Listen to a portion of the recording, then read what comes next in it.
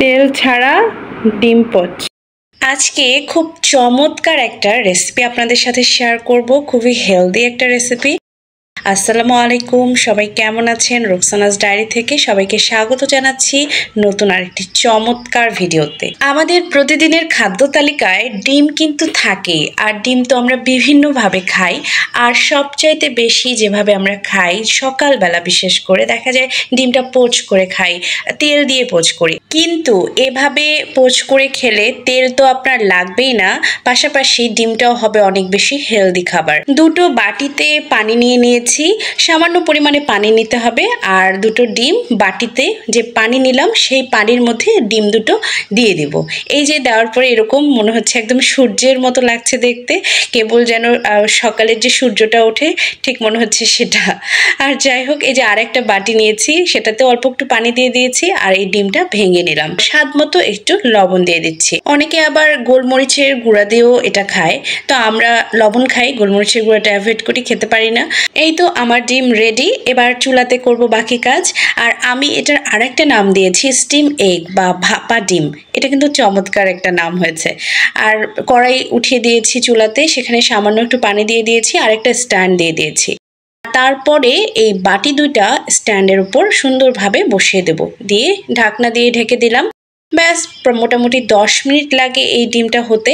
আমি এর মাঝে আবার একবার খুলে দেখেছি যে কেমন হলো, আর তারপরে আবার ঢাকনা দিয়ে দিয়েছি। এরপর ফাইনালি ডিমটা কিন্তু হয়ে গেছে। আর নামিয়ে নেব। খুব সাবধানে নামাতে হবে, কারণ বাটি এই সময় প্রচুর গরম হয়ে আছে। আমি খুব সাবধানে নামিয়ে নিয়েছি। আর দেখেন, এই যে ডিমের মধ্যে পানিটা কিন্তু থেকেই গেছে। ডিমের মধ্যে যে আগে পানিটা দিয়ে দিয়েছিলাম ওটা কিন্তু আমি ফেলে নেব। একটা চামচ দিয়ে ডিমটা আস্তে করে তুলে নিচ্ছি। খুব সহজে সুন্দরভাবে কিন্তু ডিমটা উঠে আসে। এই যে দেখেন, খুব সুন্দর করে মনে হচ্ছে আকাশের মাঝখানে যে সূর্যটা থাকে না, ঠিক সেটা খুব সুন্দর হয়েছে। আর এই আরেকটা ডিম দেখেন, এটা মনে হচ্ছে একদম ভাপা পিঠা, এটাও খুব সুন্দর করে উঠে আসলো। এভাবে কিন্তু আপনারাও বাসায় করে খেতে পারেন। এতে যেমন তেলটা আপনার প্রয়োজন হচ্ছে না, আবার ডিমটাও কিন্তু অনেক বেশি হেলদি হচ্ছে। শুধুমাত্র পানিতে একটু লবণ দিয়েই হয়ে যাচ্ছে আমাদের প্রতিদিন যেভাবে আমরা রোজকার ডিম পোচ খাই, ঠিক সেটা কিন্তু হয়ে যাচ্ছে। তো কেমন লাগলো আমার আজকের রেসিপিটা অবশ্যই জানাতে ভুলবেন না, অবশ্যই লাইক কমেন্ট করবেন, আর এই চমৎকার রেসিপিটা অবশ্যই শেয়ার করবেন।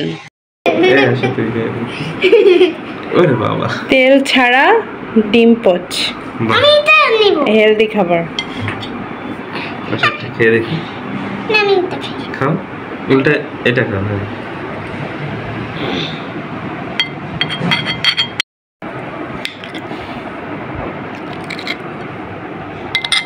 হ্যাঁ,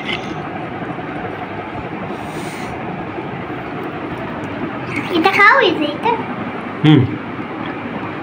এটা খাও। তেল তো বেঁচে গেল, টেস্টি। একদম তেল নাই, শুধু পানিতে। বাবা এই বড়টা খাও। ভালো লাগছে? ভালো লাগছে, ভালো লাগছে। সবাই ভালো থাকবেন, সুস্থ থাকবেন, আর অবশ্যই রোকসানাস ডায়েরির সাথে থাকবেন। আল্লাহ হাফেজ।